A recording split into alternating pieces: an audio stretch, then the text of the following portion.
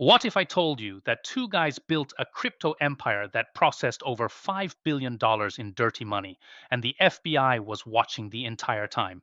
This isn't about a heist, it's about something much worse. Before we dive in, drop a comment. Have you ever used KuCoin? You might want to hear this story first.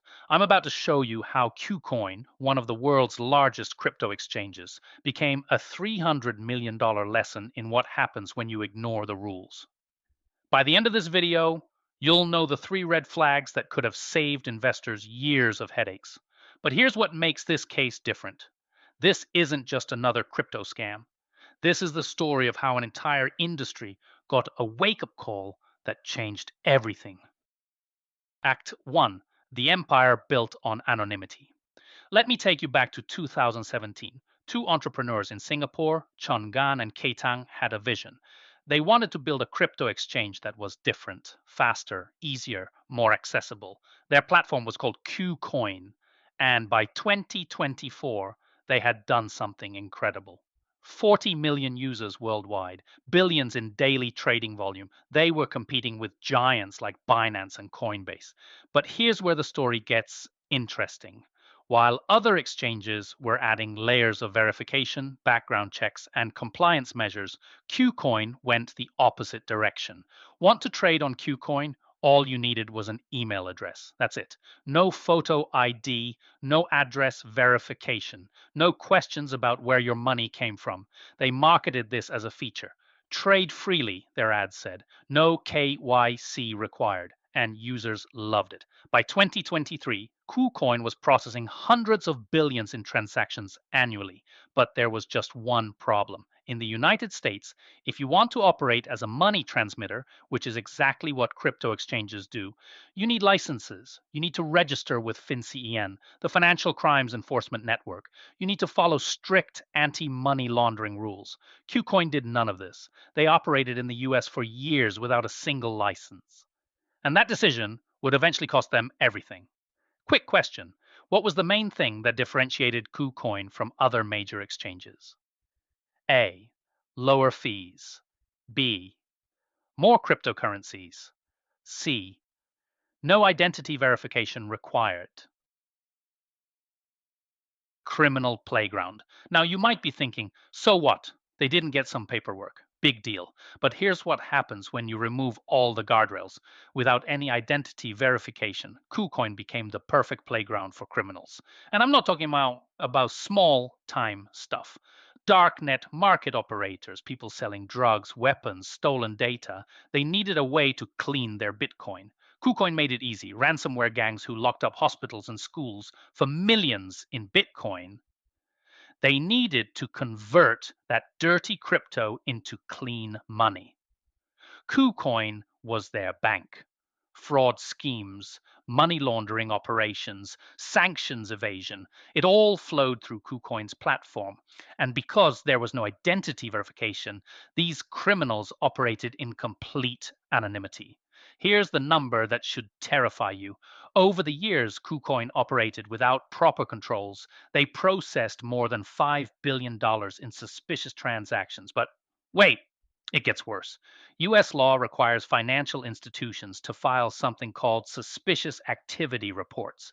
If you see transactions that look fishy, you're supposed to report them to the government. Guess how many reports KuCoin filed during their years of operation? Zero. Not one single report. They saw billions in obvious criminal activity flowing through their platform, and they said nothing. Can you imagine your bank operating like this? Let me know in the comments what you think should have happened. Question, answer with true or false. KuCoin filed hundreds of suspicious activity reports, but the government ignored them. Act 3. The government strikes back. But the government was watching. For 3 years, federal investigators had been building a case. They were tracking transactions, following the money, documenting every violation. Then, in March 2024, the hammer fell. The Department of Justice announced criminal charges against KuCoin and both founders. The charges were serious: operating an unlicensed money transmitting business, violating the Bank Secrecy Act, facilitating money laundering. Chungan and Katang went from crypto millionaires to federal fugitives overnight. But the real shock came 10 months later in January 2025. KuCoin agreed to settle, and the price tag was staggering $297 million in total penalties. Let me break this down for you. 184.5 million in forfeiture. That's every penny they made from US users, plus a criminal fine of 112.9 million. But the money wasn't even the worst part. KuCoin was banned from operating in the United States for at least 2 years. 1.5 million American users suddenly found themselves locked out of trading. They could withdraw their money, but that was it. And the founders, they each had to pay $2.7 million personally and were banned from running KuCoin for 2 years. This wasn't just a fine, this was regulatory destruction. Quick question. How much did KuCoin's founders have to pay personally as part of the settlement? A, $1 million each. B, $2.7 million each. C, $10 million each. ACT4, the ripple effect and red flags. The KuCoin settlement sent shockwaves through the entire crypto industry. Other exchanges started scrambling to check their compliance. Lawyers got very busy very quickly. KuCoin appointed a new CEO, B.C. Wong, whose entire job is cleaning up this mess. They're now requiring full identity verification for everyone. They're building the compliance program they should have had from day one. But here's the thing that really matters for you as an investor or crypto user.